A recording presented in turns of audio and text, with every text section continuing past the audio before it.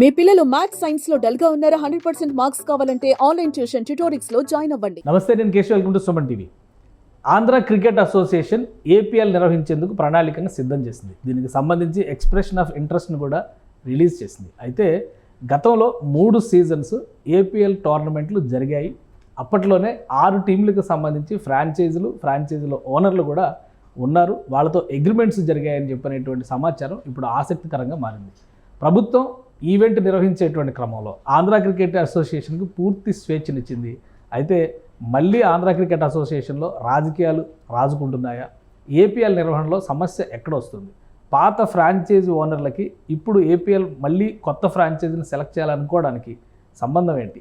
పాత ఫ్రాంచైజీ ఓనర్లు ఏమనుకుంటున్నారు ఈ వ్యవహారం పైన విశ్లేషించేటువంటి ప్రయత్నం చేద్దాం. మనతో పాటు ఎన్ స్పోర్ట్స్ డైరెక్టర్, అలానే గతంలో వైజాగ్ వారియర్స్ ఫ్రాంచైజీకి సీఈఓగా వ్యవహరించినటువంటి భరణి కుమార్ గారు ఉన్నారు. క్రికెట్కి సంబంధించి రాజకీయాలన్నీ మనం పక్కన పెట్టేస్తే యంగ్ టాలెంట్ని ఎంకరేజ్ చేయాలనేది ఒక ఆస్పెక్టు, ప్లస్ రాష్ట్ర ప్రభుత్వం, కూటమి ప్రభుత్వం కొత్తగా వచ్చిన తర్వాత నుంచి కూడా స్పోర్ట్స్ పాలసీ అనే దాని గురించి ఒకటి మాట్లాడుతుంది. స్పోర్ట్స్ సిటీలు కడతాము, ఇన్ఫ్రాస్ట్రక్చర్ క్రియేట్ చేస్తాము, ఇవన్నీ చెప్తున్నారు. ఇప్పుడు అందులో భాగంగానే ఏపీఎల్ అనే సీజన్ ఒకటి వస్తుంది. ఐపీఎల్ ముగిసేసరికి ఏపీఎల్ ఇది ఒక మంచి క్రికెట్ ఫెస్టివల్ అనేటువంటి అభిప్రాయం ఉంది. ఆ క్రమంలో చూస్తే ఈ సీజన్ వర్సెస్ సీజన్ లాగా పాత సీజన్ వదిలేసి మళ్ళీ కొత్త సీజన్ వెంట ఎందుకు వెళ్తున్నారు అనే చర్చ మొదలవుతుంది. ఏంటి అసలు ఏం జరిగింది? ఈ ఎక్స్ప్రెషన్ ఆఫ్ ఇంట్రెస్ట్ రిలీజ్ చేయడం వెనుక కానీ, లేదా పాత ఫ్రాంచైజీని కలుపుకొని వెళ్ళడంలో కానీ ఇబ్బందులు ఏమున్నాయి? పర్టికులర్గా వచ్చేప్పటికన్నా ఈ ఫ్రాంచైజీస్ కాన్సెప్ట్ వచ్చేప్పటికి 3 years back as per governing council norms ప్రకారం 6 టీమ్స్కి 6 మెంబర్స్కి ఫ్రాంచైజెస్ ఇచ్చారు. ఇచ్చిన తర్వాత 3 years అని అప్పుడున్న ఎక్స్ప్రెషన్ ఆఫ్ ఇంట్రెస్ట్లో మెన్షన్ చేశారు చేయడం అని. బట్ ఈ ప్రాసెస్లో ఏంటంటే all the franchises almost we funded about 25 crores నుంచి 30 crores వరకు ఇన్వెస్ట్ చేశారు అందరూ కలిసి. అంటే ఒక్కొక్క ఫ్రాంచైజీ ఆల్ టుగెదర్ స్పెండ్ చేసి విత్ ఫ్యాషన్ను ఏపీఎల్ను ఒక రేంజ్కి తీసుకొస్తే ట్రై చేశారు. Almost we have reached some extent. ఇప్పుడు రీసెంట్గా ఏంటంటే 3rd season క్లోజింగ్ టైంలో మేము అందరూ కూడా మీటింగ్ అటెండ్ అయ్యి గవర్నింగ్ కౌన్సిల్ రిక్వెస్ట్ చేస్తే వాళ్ళు ఏంటంటే అనదర్ 18 yearsకి విత్ ఇంక్రిమెంటల్ ఫ్రాంచైజ్ ప్రైసెస్ పెంచుతూ ఒక అప్రూవల్ ఇచ్చారన్నమాట. అది గవర్నింగ్ కౌన్సిల్ అప్రూవల్. ఫస్ట్ ఎన్ని ఏళ్ళకి ఇచ్చారండి అప్రూవల్ ఈ ఫ్రాంచైజీ ఓనర్షిప్కి సంబంధించి? ఫస్ట్ సీజన్ అంటే సీజన్ 1 to 3 అండి, 3 years. ఫస్ట్ 3 years ఇచ్చారు, తర్వాత మళ్ళీ 18 అంటే వాళ్ళకు కూడా డౌట్ ఉందండి ఎంతవరకు సక్సెస్ అవుద్ది అనే డౌట్లో టెస్టింగ్ పీరియడ్ కింద 3 years చూశారు. తర్వాత ఫ్రాంచైజెస్కి ఏసీఏకి ఉన్న బాండింగ్లో మేము చాలా కోఆపరేటివ్గా ఉన్నాం అనమాట. Even we end up with losses, all the franchise, not even single franchise, అందరూ లాసుల్లో ఉన్నాం. సో ఉన్నా సరే మాకున్న గేమ్ ఫ్యాషన్తో ఫర్దర్ కంటిన్యూ చేద్దామని గత 2 నెలల నుంచి అడుగుతున్నాను అనమాట అండి, ఎప్పుడు నెక్స్ట్ సీజన్ అని. బట్ వాళ్ళు ఏమి నో రిప్లై కానీ ఏ రకమైన ఆన్సర్ రాలేదు మనకి. But all of sudden June 2nd expression of interest అని ఇష్యూ చేశారు. వీఆర్ షాక్డ్ అనమాట. ఎందుకంటే ఎక్స్ప్రెషన్ ఆఫ్ ఇంట్రెస్ట్ పర్పస్ ఏంటో తెలియదు. ఇన్ కేస్ ఎగ్జిస్టింగ్ ఫ్రాంచైజెస్తో ఏమన్నా మీటింగ్ కండక్ట్ చేసి ఏపీఎల్ ఇలా చేద్దాం అనుకుంటున్నాం సీజన్ 4 నుంచి, దీనివల్ల ఈ డెవలప్మెంట్స్ ఉన్నాయి, దీనివల్ల ఇది ఇదనే మాతో డిస్కస్ చేసిన తర్వాత ప్రైమరీ డిస్కషన్స్ ఏమీ జరగలేదు. ఎందుకంటే ఆంధ్ర క్రికెట్ అసోసియేషన్లో కూడా చాలా రాజకీయాలు ఉన్నాయి. ఆ బోర్డు, పాత బోర్డు, కొత్త బోర్డు, ఎవరు ప్రెసిడెంట్, ఈ చర్చలన్నీ కూడా జరిగినాయి. మొత్తానికి స్మూత్గానే ట్రాన్సిషన్ జరిగినట్టుగా ఉంది. ఎంపీ కేసినేని చిన్ని గారిని దానికి అపాయింట్ చేశారు. ఆయన బాధ్యతలు తీసుకున్నారు. ఇక కీలకమైనటువంటి వ్యక్తులు కూడా గవర్నింగ్ కౌన్సిల్ మెంబర్స్గా ఉన్నారు. సో పాత వాటిని రివైజ్ చేసేటువంటి క్రమంలో మీకున్నటువంటి అగ్రిమెంట్స్ కానీ, మీతో జరిగిన అండర్స్టాండింగ్స్ పైన కానీ స్క్రూటినీ జరగడం కానీ, మీటింగ్స్ జరగడం కానీ ఇలాంటివి ఏమన్నా జరిగినాయి? అసలు ఏమీ జరగలేదు. అదే మా కన్సర్న్ అండి. అంటే యాజ్ ఏ ఫండర్స్ కింద లేకపోతే ఇన్వెస్టర్స్ కింద మినిమం రెస్పెక్ట్ లేకుండా ఇష్యూ డీల్ చేశారు. అదొకటే మాకు మేజర్ కన్సర్న్. మాతో డిస్కస్ చేసి ఇలా చేద్దాం అనుకుంటున్నాం అని ఉంటే, ఇన్ కేస్ వాళ్ళ నామ్స్కి మేము మీట్ అవ్వట్లేదా, లేకపోతే సమ్ నెగోషియేషన్ చేసుకుంటన్నా కంటిన్యూ అయ్యండి వాళ్ళు. బట్ ఎందుకు చేశారు అనేది అది సీక్రెట్. అంటే లాస్ట్ టైం చేసినటువంటి ఎక్స్ప్రెషన్ ఆఫ్ ఇంట్రెస్ట్ రిలీజ్ అని చూసాను నేను కూడా. అది ఎక్కువ రోజులు కూడా ఇలా ఓన్లీ 5 days ఇచ్చారు. 2వ తేదీన రిలీజ్ అయింది, 7వ తేదీ కల్లా క్లోజ్ అయిపోతుంది. సో 5 రోజుల్లో 100 కోట్ల కంపెనీని సెలెక్ట్ చేసేటువంటి ప్రాసెస్ అది. లాస్ట్ టైం పెట్టిన నామ్స్కి ఇప్పుడు వచ్చిన ఎక్స్ప్రెషన్ ఆఫ్ ఇంట్రెస్ట్లో ఉన్న నామ్స్కి ఏమైనా డిఫరెన్సెస్ ఉన్నాయా? Almost same and but only ఒక additional point I'm not sure and ఏపీలోనే ఉండాలని ఏపీలో రిజిస్టర్ అయి ఉండాలి అన్నారు. అది కొద్ది little some I'm not agree అండి. ఎందుకంటే ఎక్కడైనా ఇండియాలో ఎవరైనా సరే ఫ్యాషన్ ఉన్నవాళ్ళు క్రికెట్లోకి ఒక రకమైన అప్పుడు ఐపీఎల్ కాన్సెప్ట్లో పీపుల్ అందరూ కూడా చాలా క్రేజ్ ఉందండి. ఎక్కడ ఫ్రాంచైజ్ వచ్చినా మనం చేద్దాం అని అవుట్ సైడ్ ద ఏపీ కూడా అలౌ చేసి ఉంటే బాగుండేది అనేది నా పర్సనల్ వ్యూ అండి. But I don't know bylaws. Okay, అది బైలాస్లో మీరు 100 crores నెట్వర్త్ ఉన్నటువంటి కంపెనీస్ లాస్ట్ టైం కూడా ఆ కండిషన్స్ ఉందండి. లాస్ట్ టైం అది ఒకటి మెయిన్ పాయింట్ అండి. బట్ మా మేజర్ కన్సర్న్ ఇదే అండి.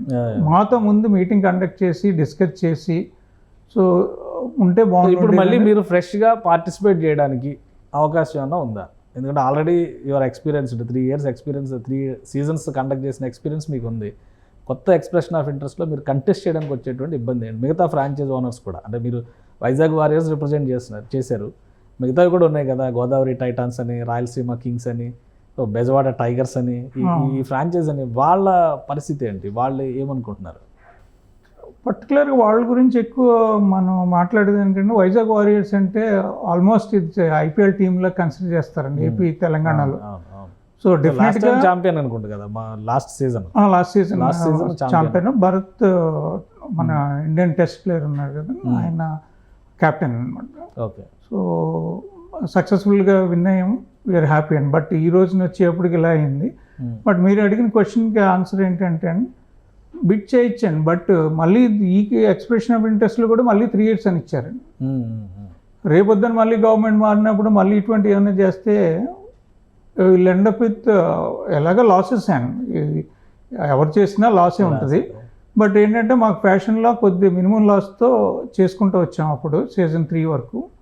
బట్ ఇది ప్రాసెస్ కరెక్ట్ కాదేమో అని as a Vizag. Me choice అండి, మీరు ఏమనుకుంటున్నారు? మీ వైపు నుంచి ప్రభుత్వానికి ఏదన్నా వినిపించాలనుకుంటున్నారా, లేదా ఆంధ్ర క్రికెట్ అసోసియేషన్తో డైరెక్ట్గా కాంటాక్ట్ అవ్వాలనుకుంటున్నారా? ఏంటి, టైం చాలా తక్కువ ఉంది కాబట్టి లీగల్గా ప్రాసెస్ చేయడానికైనా కానీ లీగల్గా వెళ్ళడానికి కానీ అవకాశం ఉందా మీకు ఇచ్చిన అగ్రిమెంట్స్ ప్రకారం? మీరు అడిగిన ఆన్సర్ చెప్పి ముందు ఒక పాయింట్ చెప్తాను. బేసిక్గా వైజాగ్ వారియర్స్ అనేది 2 partners అండి. గేదెల శ్రీనిబాబు గారు అని ఎంటర్ప్రైనర్ అండి, ఆయన mix international IT company, is the Pulsus group అండి. మీరు ఐటీ కంపెనీలు ఉన్న ఐటీ కంపెనీలు చూస్తే ఏపీలో వన్ ఆఫ్ ది లీడింగ్ ఎంప్లాయీస్ని రిక్రూట్ చేసుకున్న కంపెనీ అండి అది. ఓకే, నెక్స్ట్ పార్ట్నర్ వచ్చేప్పటికి మా నరేంద్ర రామ్ గారు. నరేంద్ర రామ్ గారు ఇస్ గ్రూప్ ఆఫ్ కంపెనీస్ ఉన్నాయండి. Life span and company it's big nutraceutical company అండి.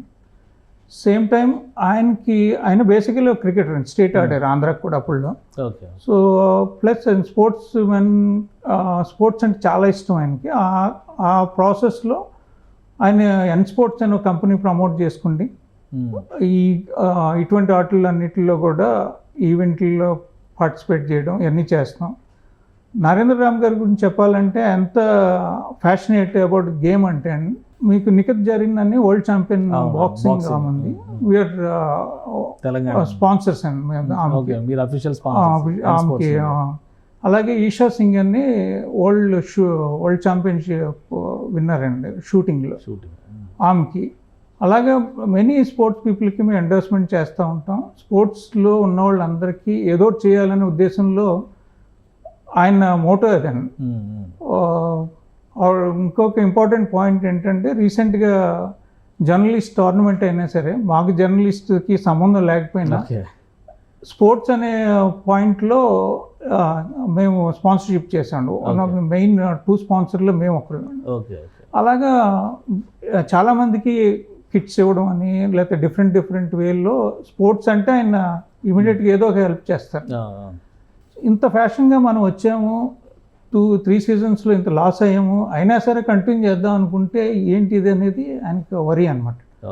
ఏముంది, ముందు డిస్కస్ చేసి మనతో ప్రొసీడ్ అయి ఉంటే బాగుండేది కదా అనేది. ఇన్ కేస్ వాళ్ళ ఎక్స్పెక్టేషన్స్ మనం మీట్ అవ్వలేము అనుకుంటే అప్పుడు మనమే విత్డ్రా అవుతాం కదా. సో ఇప్పుడు ఏంటంటే ఈ ప్రాసెస్ కరెక్ట్ కదా. మరి మీకు ఆల్రెడీ అగ్రిమెంట్ చేసింది లీగల్గా ఉంది అనుకుంటే లీగల్గా ప్రొసీడ్ అవడానికి అవకాశం ఉందా? ఇప్పుడు వీళ్ళు డెఫినెట్ వారం రోజులు ఎక్స్ప్రెషన్ ఆఫ్ ఇంట్రెస్ట్ ఇచ్చి 9వ తేదీ కల్లా ఫ్రాంచైజీలు ఫైనల్ చేస్తాం, ఓనర్షిప్లు ఫైనల్ చేస్తాం అంటున్నారు కాబట్టి మీరు లీగల్గా మా సైడ్ నుంచి న్యాయం ఉందండి. డెఫినెట్గా మేము అప్రోచ్ అవుతాం. ఎందుకంటే అంత ఈజీగా వదిలేసుకునేది కదా. వైజాగ్ ఈజ్ మాకు చాలా ప్రైడ్ అండి. వైజాగ్ని కంటిన్యూ చేయాలనేది ఫ్యూచర్లో కూడా Vizag definitely one of the leading city in the country అవుతుందండి. కానీ ఒక విషయం అర్థం కాలేదు, ఈ ఎక్స్ప్రెషన్ ఆఫ్ ఇంట్రెస్ట్లో కూడా మళ్ళీ 6 టీంలే చెప్పారు. సో లాస్ట్ 3 సీజన్స్ కూడా 6 టీంలే కంటెస్ట్ చేసినాయి. టీంలు పెంచడానికి కానీ అంటే దాన్ని ఇంకొంచెం ఐపీఎల్ని ఎక్స్పాండ్ చేయడానికి స్కోప్ లేదా? ఎందుకు మళ్ళీ పాత ఫ్రాంచైజీలని రీవ్యాంప్ చేసే పనిలో పడింది ఆంధ్ర క్రికెట్ అసోసియేషన్ కానీ ఆ గవర్నింగ్ కౌన్సిల్ కానీ? అది హిడెన్ సీక్రెట్ అర్థం కావట్లేదు కానీ అండి. యాక్చువల్లీ ఇన్ కేసు చేయాలనుకుంటే చేయొచ్చండి. ఇప్పుడు ఎవ్రీ జోన్కి 2 టీమ్స్ అంటున్నారు. ఇప్పుడు నార్త్ జోన్ వచ్చిందంటే గోదావరి ఉంది, వైజాగ్ ఉంది, ఉత్తరాంధ్ర ఉంది, 3 ఉన్నాయి అక్కడ ఉంది. అలాగే అమరావతి క్యాపిటల్ అని ఒక టీం పెట్టుకోవచ్చండి. అమరావతి గుంటూరు అసలు టీం ఏం లేదు కదా, ఓన్లీ బెజవాడ ఒకటే ఉంది. బెజవాడ ఒకటి ఉంది. తిరుపతి పేరు మీద ఒకటి అమరావతి క్యాపిటల్ అనే ఒక టీం పెట్టుకున్న 8 టీమ్స్లో రన్ చేయొచ్చు. బట్ ఇంకో 2-3 టీంలు ఫామ్ చేయడానికి స్కోప్ ఉందండి. బట్ ఓన్లీ థింగ్ అంటే కొద్ది ప్లేయర్స్ని యాక్చువల్లీ క్యాప్ 20 ప్లేయర్స్ అండి మనకి ఈచ్ ఫ్రాంచైజ్. అదే 17-18 చేసుకుంటే సేమ్ ఎక్స్పెండిచర్లో ఐ థింక్ అయిపోతుంది. ఇప్పుడు ఏపీఎల్లో ప్లేయర్స్ ఓన్లీ ఆంధ్ర నుంచే పార్టిసిపేట్ చేస్తారా? వేరే స్టేట్స్ నుంచి స్కోప్? ఓన్లీ ఆంధ్ర అండి. ఎందుకంటే అండి ఏపీఎల్ అనేది వాళ్ళు స్టార్ట్ చేస్తే మనం ఇప్పుడు ఐపీఎల్ మోడల్ చూస్తున్నాం కదా, దేశ విదేశాల నుంచి కూడా వస్తున్నారు కదా ప్లేయర్స్. మనకి బీసీసీఐ నామ్స్ ఏంటంటే ఆల్ స్టేట్లో ఉన్న players in the state promote చేయాలనేది గ్రాస్ రూట్ లెవెల్ నుంచి టాలెంట్ మనం ఫైండ్ అవుట్ చేసాను, వాళ్ళకి ఆపర్చునిటీ ఇచ్చి ప్రూవ్ చేసుకుంటే రేపొద్దున్న వాళ్ళు ఐపీఎల్కి సెలెక్ట్ అవుతారనేది, లేకపోతే కంట్రీకి ఆడతారనేది మన ఉద్దేశం అనమాట. సో ఆ స్కోప్లోనే వర్క్ చేస్తాం. ఈ ఏపీఎల్ వల్ల జరిగిన అడ్వాంటేజ్ ఏంటంటే లాస్ట్ 2-3 సీజన్లో పెర్ఫామ్ చేసిన వాళ్ళు 5 మన ఐపీఎల్కి సెలెక్ట్ అయ్యారండి. ఈవెన్ ఇంత హ్యూజ్ క్రికెటర్స్ ఉన్న హైదరాబాద్ నుంచి ఎదురే ఉన్నారు. కాకపోతే అక్కడి నుంచి మనకి రషీద్ ఆడుతున్నాడు, నితీష్ కుమార్ రెడ్డి ఆడుతున్నాడు, విజయ్ ఉన్నాడు, పైలా అవినాష్ ఉన్నాడు, ఇంకో ప్లేయర్ సత్యనారాయణ రాజ్ అని ఆడుతున్నారు. 5 ప్లేయర్లు ఒక స్టేట్ నుంచి రిప్రజెంట్ చేస్తున్నారు ఐపీఎల్ కంటే చాలా ప్రెస్టేజ్ అండి. మనకు కూడా చాలా మంచి ఇదనమాట. అంటే ఇట్లా స్టేట్ లెవెల్ ప్రీమియర్ లీగ్స్ వేరే స్టేట్స్లో ఎక్కడైనా ఉన్నాయా? ఉన్నాయండి, రీసెంట్ డేస్లో బాగానే స్టార్ట్ అయినాయి. బట్ ఏపీ తెలంగాణ లేదు కదా, ఇంకా తెలంగాణ యాక్చువల్లీ స్టార్టెడ్ ప్రాసెస్ అండి. బట్ ఎప్పుడు అది మెటీరియలైజ్ అవుతుందని తెలియదు. మనది 3rd స్టేట్ అండి ఆంధ్రాలో. ఎందుకంటే ఫస్ట్ టీఎన్పిఎల్ స్టార్ట్ అయింది, తర్వాత కర్ణాటక స్టార్ట్ అయింది, తమిళనాడు, నెక్స్ట్ కర్ణాటక, తర్వాత ఆంధ్ర అండి. సీజన్ 1 అయిన వెంటనే మనకి బీసీఐ నుంచి అప్రిషియేషన్ కూడా వచ్చింది, చాలా బాగా చేశారు మీరు షార్ట్ టైంలో. ఎందుకంటే ఆల్మోస్ట్ ఐపీఎల్ రూల్సే ఫాలో అయ్యారండి అన్ని. పక్కా రూల్స్ అండ్ రెగ్యులేషన్స్, ఎక్కడా కూడా కరప్షన్ ఛాన్స్ లేకుండా పర్ఫెక్ట్ రూల్స్ అన్ని ఫాలో అయ్యి బాగా చేశారండి. 3 సీజన్స్ బాగానే అయినాయి. సో సెట్ ప్రాసెస్ ఉంది కాబట్టి ఇది ఈజీ అని చేయడం. ఇప్పుడు మరి ఏపీఎల్ 2025 విషయంలో మీరు ప్రభుత్వానికి రిప్రజెంటేషన్ ఏమైనా ఇచ్చే అవకాశం ఉంటుందా? ఎందుకంటే క్రికెట్ అసోసియేషన్ తీసుకున్న నిర్ణయం అయినప్పటికీ కూడా రాజకీయ అంశాలు కూడా ప్రభావితం చేస్తాయి కాబట్టి గవర్నమెంట్ని ఏమన్నా రిక్వెస్ట్ చేసేటువంటి ఛాన్స్? ఆల్రెడీ నరేంద్ర రామ్ గారు ట్వీట్ చేశారండి. సో ట్వీట్ నారా లోకేష్ గారికి, చంద్రబాబు నాయుడు గారికి, పవన్ కళ్యాణ్ గారికి చేశారు. ఎందుకంటే ఆ కూటమి ప్రభుత్వం ఏంటంటే అంతా ట్రాన్స్పరెన్సీని కొద్దిగా బెటర్ వేలో చేద్దామని ట్రై చేస్తున్నారని. సో డెఫినెట్గా వాళ్ళ నోటీస్కి వెళ్ళింది కాబట్టి ఇష్యూ సార్ట్అవుట్ చేస్తారని హోప్లో ఉన్నామండి మేము. ఎందుకంటే ఏ ఫ్రాంచైజ్ అయినా సరే కొద్దిగా వాళ్ళకి సెక్యూరిటీ ఉండాలండి. ఈరోజు 3 సంవత్సరాలు అయిపోయిందా తీసేస్తా అంటే కొద్దిగా నెక్స్ట్ ఇప్పుడున్న టీంలో రేపొద్దున్న డిఫరెంట్ గవర్నమెంట్ వచ్చి తీసినా మనకి వాళ్ళకైనా ఇబ్బంది కదా. గవర్నమెంట్లు మారినప్పుడల్లా బోర్డులు కూడా మారకూడదు, బోర్డులు ఫ్రాంచైజీలు అన్నీ మారాలి. బేసికల్లీ ఫ్రాంచైజీలు అసలు మారకూడదండి. బోర్డులు అంటారు, వాళ్ళ ఈక్వేషన్స్ వాళ్ళకి ఉంటాయి, బట్ ఫ్రాంచైజీలు అయితే మార్చకూడదు అనేది.